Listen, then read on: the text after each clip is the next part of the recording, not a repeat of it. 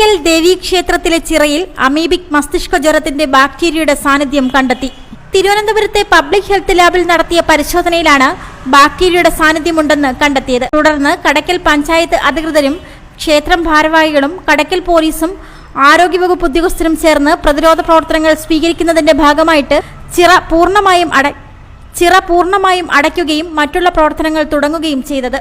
നാളെ ജില്ലാ ആരോഗ്യവകുപ്പിന്റെ നേതൃത്വത്തിൽ പ്രവർത്തനങ്ങൾ നടക്കുമെന്ന് ആരോഗ്യവകുപ്പ് ഉദ്യോഗസ്ഥർ പറഞ്ഞു. മനോജാണ് കടയ്ക്കൽ ഗ്രാമപഞ്ചായത്ത് പ്രസിഡന്റ്. കഴിഞ്ഞ മാസം 19-ാം തീയതി നമ്മുടെ കടയ്ക്കൽ പഞ്ചായത്തിലെ തുമ്പോട് വാർഡിൽ നിന്നും അമീബിക് മസ്തിഷ്ക ജ്വരവുമായി ബന്ധപ്പെട്ട് ഒരു പേഷ്യന്റ് ഉണ്ടാവുകയും പേഷ്യന്റിനെ കിംസ് ഹോസ്പിറ്റലിൽ പ്രവേശിപ്പിക്കുകയും ചെയ്തിരുന്നു. അതിനുശേഷം ഈ പേഷ്യന്റിനെ മെഡിക്കൽ കോളേജിലേക്ക് മാറ്റിയിരിക്കുകയാണ്.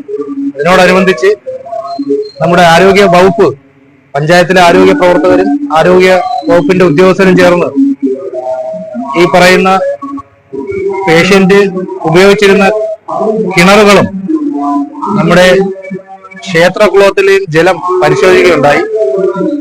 അപ്പോ ഇയാളുടെ വീട്ടിലെ കിണറിൽ നിന്നും ഈ മസ്തിഷ്ക ജ്വരം ഇതിന് കാരണമാകുന്ന അമീബയുടെ പ്രസൻസ് കാണുകയും നമ്മുടെ ക്ഷേത്രകുളത്തിലെ ജലം പരിശോധിച്ചപ്പോഴും ഈ പറയുന്ന പോലെ അമീബിക് മസ്തിഷ്ക ജ്വരത്തിനുള്ള പ്രസൻസ്, അതിന്റെ അമീബയുടെ പ്രസൻസ് കണ്ടെത്തുകയും ചെയ്തു. അതിനോടനുബന്ധിച്ച് അടിയന്തരമായ ഒരു യോഗം പഞ്ചായത്തിൽ ചേരുകയും ക്ഷേത്രകുളത്തിലേക്കുള്ള പ്രവേശനവും അതിനകത്ത് കുളിക്കുവാനോ അല്ലെങ്കിൽ അതുമായി ബന്ധപ്പെട്ടുള്ള കാര്യങ്ങൾക്കോ സമ്മതിക്കില്ല എന്നുള്ള രീതിയിൽ അതിന്റെ 4 സൈഡും ഊട്ടിയെടുത്തിട്ടുണ്ട്.